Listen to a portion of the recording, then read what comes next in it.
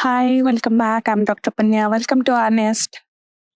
आज मैं बात करने वाली हूँ कि हमें बचपन से सिखाया जाता है या हम जब स्कूल वगैरह जाते हैं बोलते हैं कि बैकबोन स्ट्रेट करके बैठो। ऐसे बैकबोन बेंड करके नहीं बैठना है। कारण क्या है? इससे पहले मैं बस ये चाहती हूँ, प्लीज़ सब्सक्राइब कीजिए मेरे चैनल को सो दैट मैं और इंटरेस्टिंग वीडियो ले आ पाऊँ आपके लिए और मुझे भी एक बूस्ट मिलता है कि आप अगर सब्सक्राइब करते हैं तो मुझे ऑब्वियसली एक बूस्ट मिलेगा सो दैट मैं और भी अच्छा-अच्छा टॉपिक के ऊपर लेके आने वाली हूँ और आना चाहती भी हूँ। चलिए शुरू करते हैं।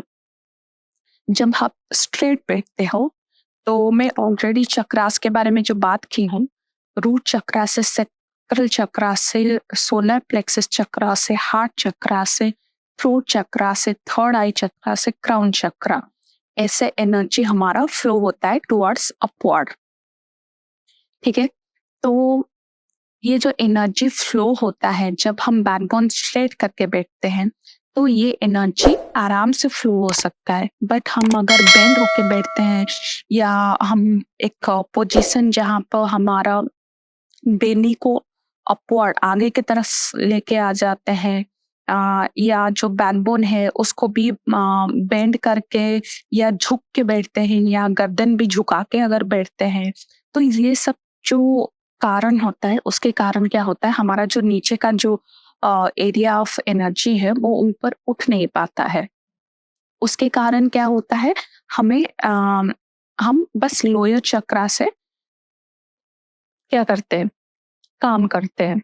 जैसे पैसे के पीछे भाग रहे हैं, सैक्रल चक्रा प्लेज़र, लोगों का डिफरेंट डिफरेंट प्लेज़र होता है और ये दोनों में ही अटक जाते हैं। ठीक है, हम तो स्ट्रेट होके बैठते नहीं, तो सोलर प्लेक्सस चक्रा क्या होता है, हमारा कॉन्फिडेंस लेवल बूस्ट करता है। हार्ट चक्रा क्या करता है, हमें देना है, जो काइंडनेस होता है या किसी को हेल्प करना होता है या किसी को कुछ डोनेट करना होता है, ये सब चीज़ हमारे मन से निकल जाता है। थ्रोट चक्रा क्या होता है, हमें सच बोलना है, एक भटके हुए इंसान को मदद करना है, ये सब होता है। थर्ड आई क्या होता है ना, इंट्यूशन देता है, हमें आगे का फ्यूचर हमारा कैसे बेटर हो सकता है उसके ऊपर हम काम कैसे करें, वो करता है। क्राउन चक्रा क्या होता है ना, डिवाइन से कनेक्ट रखता है सो दैट हम क्या करें, हम अच्छा काम करें, बुरा काम करने से पर डरे। बट हम क्या करते हैं, हम तो डिवाइन से कनेक्ट है ही नहीं ना, हमें डर भी नहीं है कि हाँ डिवाइन होंगे तो कुछ कर देंगे। ये जो डर भाव है वो हमें कहाँ हो रहा है, हमारी मटेरियल चीज से नहीं। मेरा घर है, मेरा परिवार है, मेरा पैसा है, इसके ऊपर बस डर है, भगवान के ऊपर डर नहीं है। तो जब हम स्ट्रेट बैठते हैं तो हमारा एनर्जी अगर ऊपर की तरफ फ्लो करेगा तो क्या होगा, हमारा कॉन्शियसनेस भी बढ़ेगा, हमारा अवेयरनेस बढ़ेगा, हम अपने बॉडी के प्रति जो प्यार है, सेल्फ लव है, वो बढ़ेगा।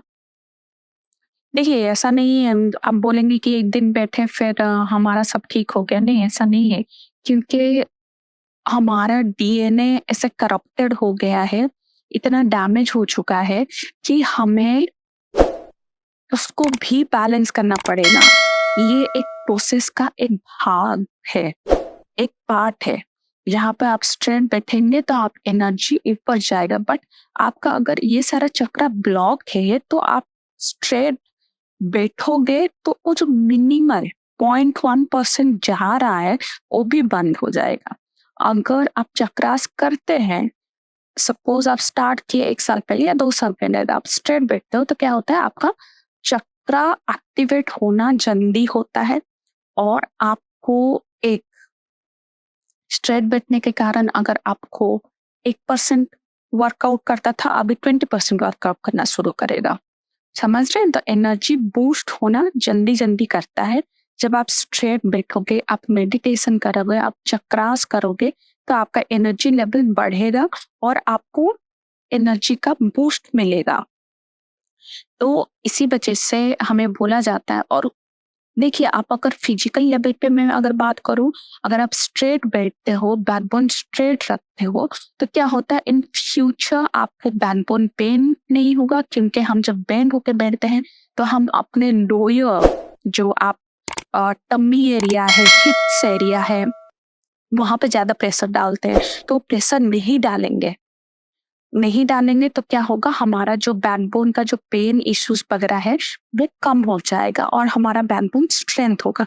तो इसीलिए बच्चा लोग को बोला जाता है कि आप अच्छे से बैठा करो, सो दैट हम छोटा बच्चा लोग को इसी वजह से बोलते हैं जो यंग एज की यंग एज में उनका कोई डिफॉर्मिटी ना देखने मिले या कोई डिजीज रिलेटेड टू बैकबोन ना हो।